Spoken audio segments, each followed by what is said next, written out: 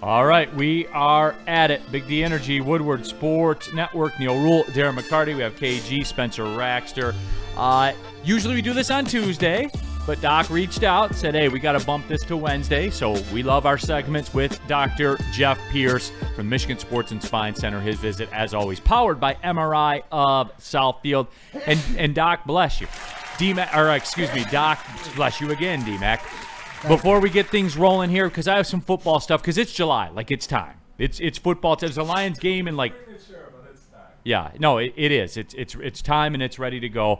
But Doc, that discussion we had about Tarek Skubal really kind of set the social media sphere on fire.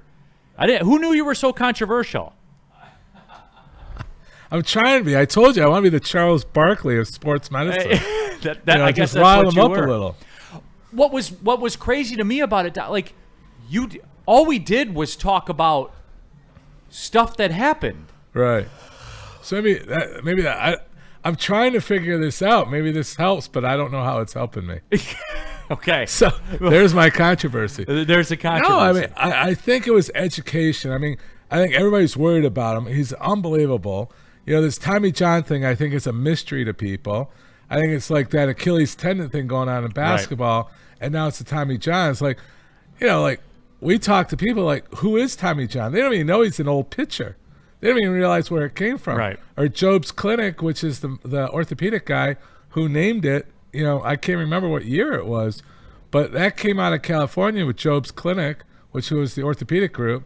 And Tommy John was a famous baseball player that got the first repair and coined the name. They named it after him, right? Like that, because he was the first one that did it. People don't know the background, so I guess I'm old enough to still give the background and the controversy. But no, I got slandered a lot. Why are you putting that out there? I'm like, we're talking about a contract that's a factor of this whole thing. So it just goes to show you, man. Like, but I think the biggest message that I wanted to give of that is that you got to be careful of your child. Like I had one yesterday. He's a 15-year-old kid. He'd probably be upset I'm talking about him, who doesn't have Tommy Johns, but he's in that growth phase.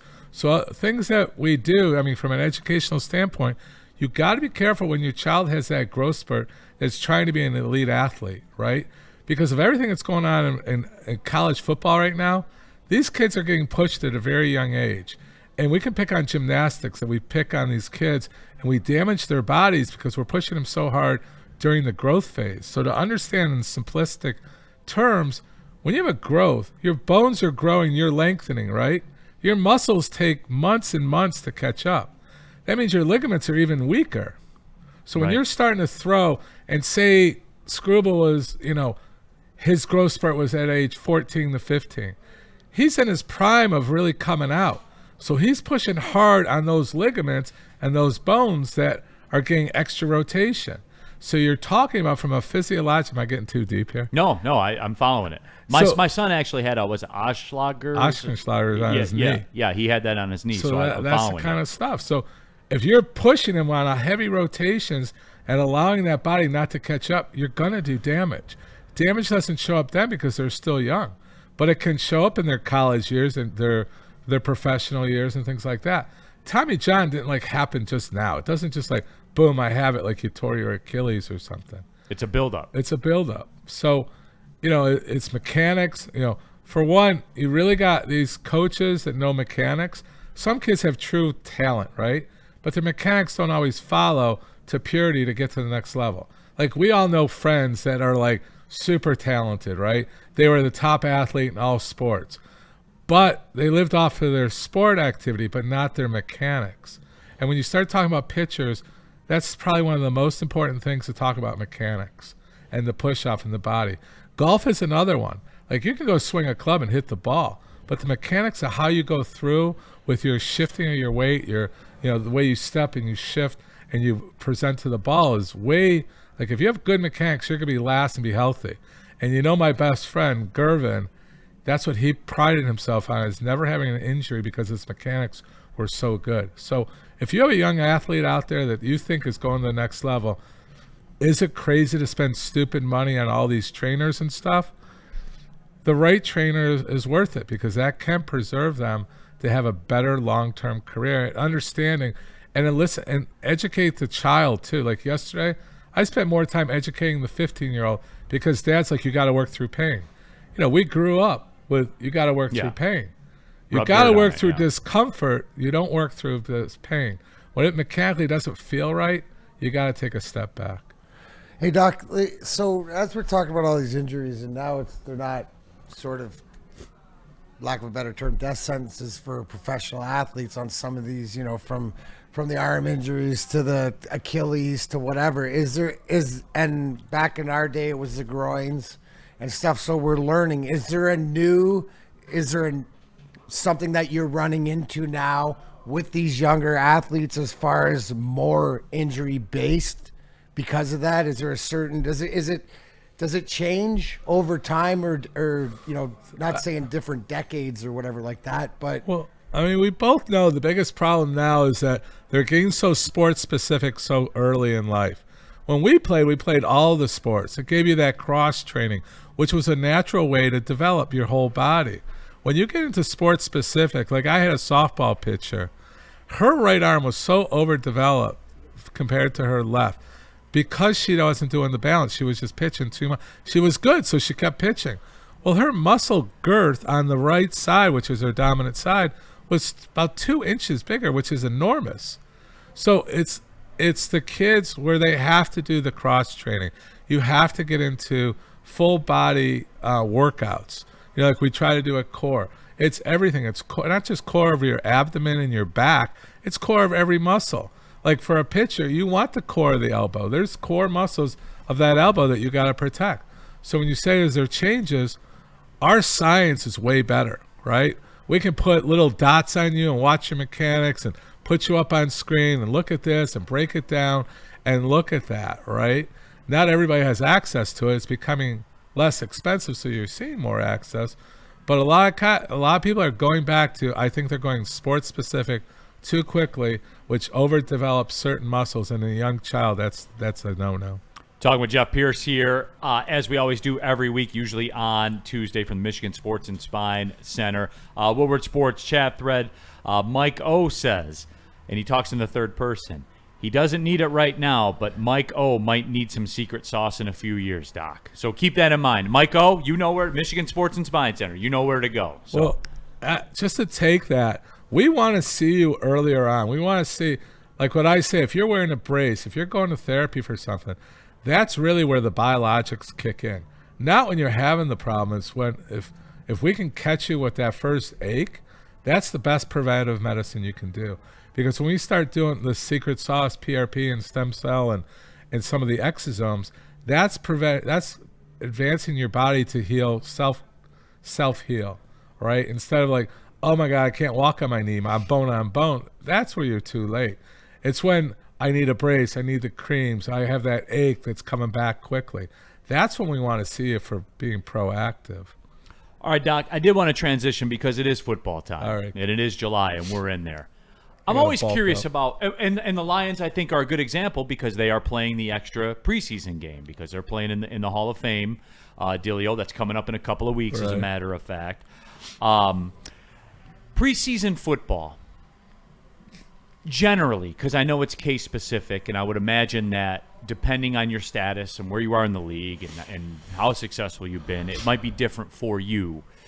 But speaking in generalities, Doc, what's it take to get ready for an NFL season? The beating that these guys are going to take for 17 weeks in the preseason, and I'm trying to think of a way to ask you this, but I think you know what I'm driving at here is, what's that process look like to understand to get your body to understand where you're going to have to be to take that beating?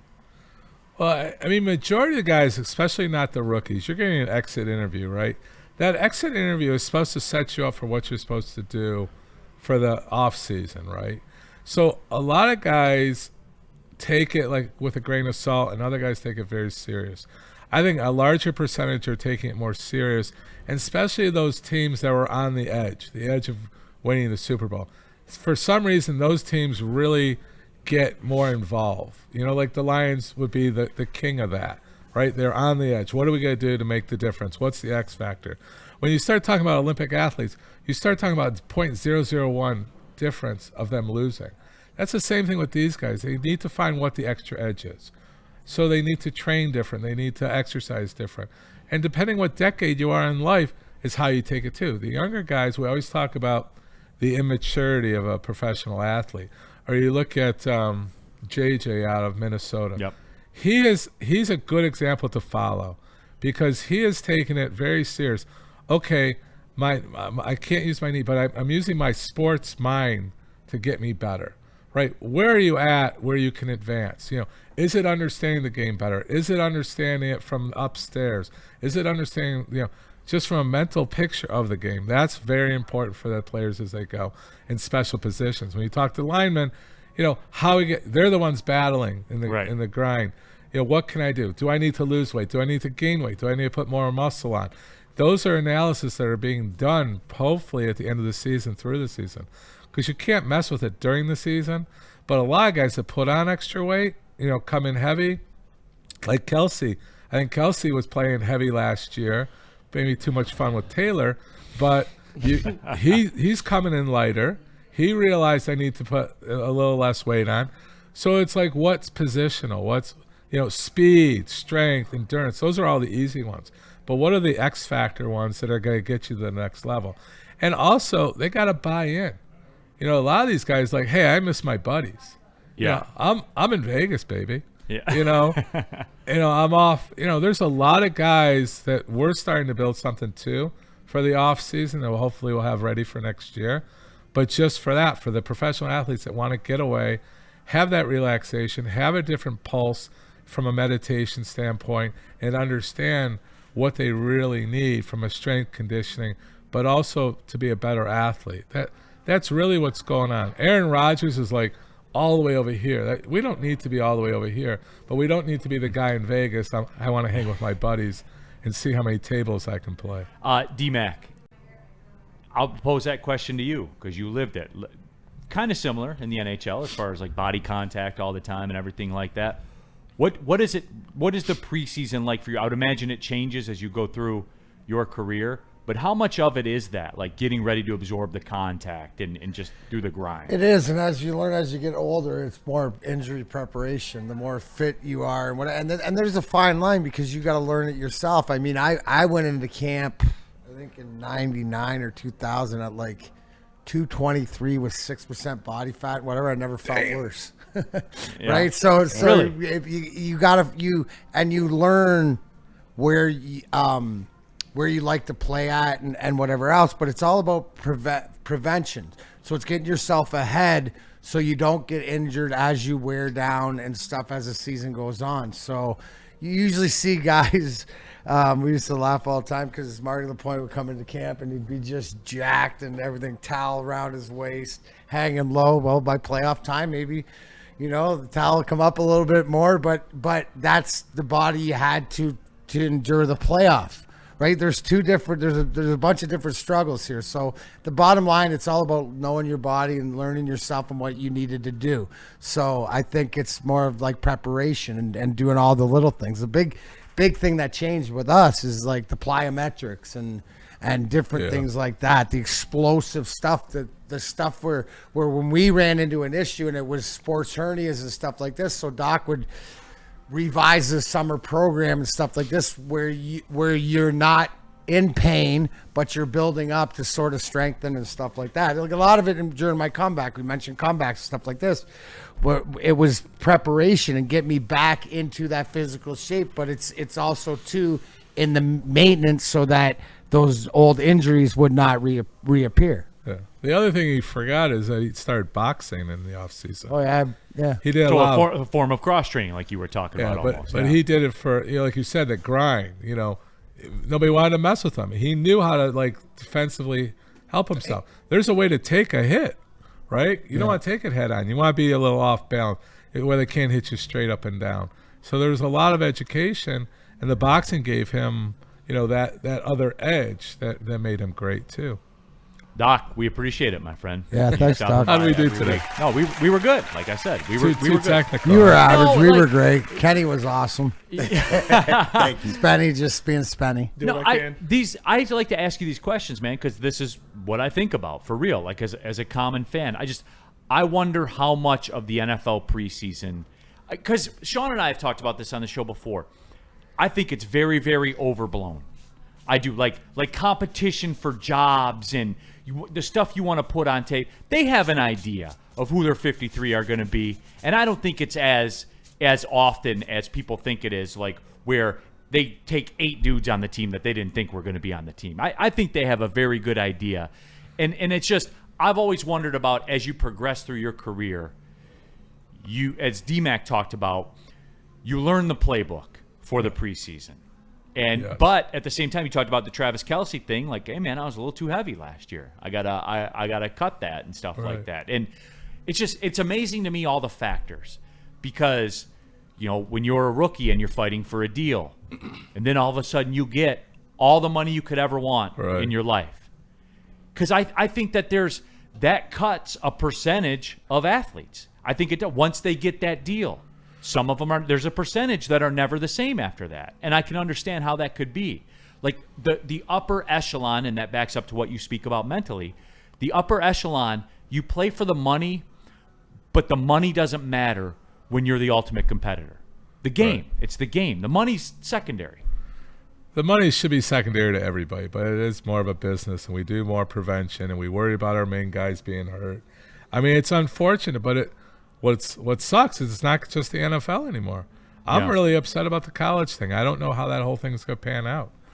That's going to derail a lot of pro careers, man. I think so. Because of the mentality of when you're 18. If I was 18 and somebody, and again, I know it's different because they're highly sought after athletes, but I'm just saying, me at 18, you give me $6 million. There's a probability it could end badly. Oh yeah, it's got to. And it's not just him; it's his family. And what And that then opens the up influence, to. Yeah. and then Uncle Ed that's coming out of the woodwork. Yeah, I right. can help you here, and it's just a whole different dimension. And the thing is, it's going to tear down to those 12 to 15-year-olds where they're in their growth phase and they're going to get pushed. And this is my, family's like, this interesting. is my meal ticket out of wherever situation they're in. Yeah, that's interesting. I didn't think about it that way. It's going to be upsetting. I think more upsetting what we're going to see over the next few. The bad thing is you're never going to hear those stories. They're Yeah. just going to kind of fall by the wayside, and that's going to be The it. guy in the middle of the fields was working Halen Bay and Yeah. blew his shoulder out and on to the next. Yeah, absolutely. That's the way it's So- going to be. Well, we'll be on to next week with you, Doc. All right? We appreciate you. All right, thanks a lot, guys. Dr. Pierce, everybody. Thanks, Our Doc. Injury Insider, as always, Tuesdays with us, Thursday.